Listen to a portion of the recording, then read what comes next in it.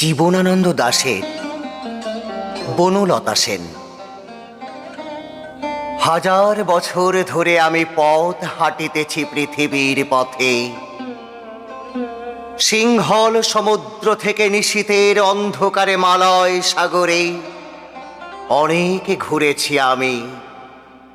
বিম্বিসার অশোকের ধূসর জগতে সেখানে ছিলাম আমি। আরো দূর অন্ধকারে বিদর্ভ নগরে আমি ক্লান্ত প্রাণ এক।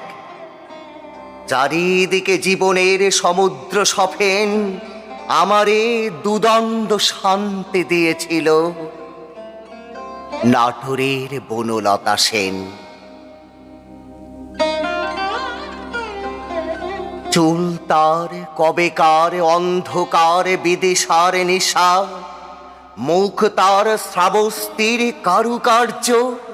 অতি দূর সমুদ্রের পর হাল ভেঙে যে নাবিক হারায়েছে দিশা, সবুজ ঘাসের দেশ যখন সে চোখে দেখে দারুচিনি দ্বীপের ভিতর, তেমনই দেখেছি তারে অন্ধকারে। বলেছে সে, এতদিন কোথায় ছিলেন?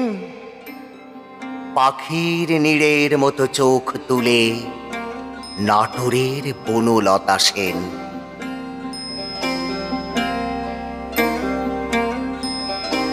সমস্ত দিনের শেষে শিশিরের শব্দের মতন সন্ধ্যা আসে ডানায়।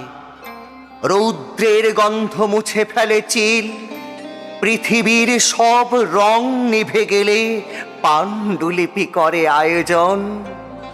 তখন গল্পের তরে জোনাকির রঙে ঝিলমিল।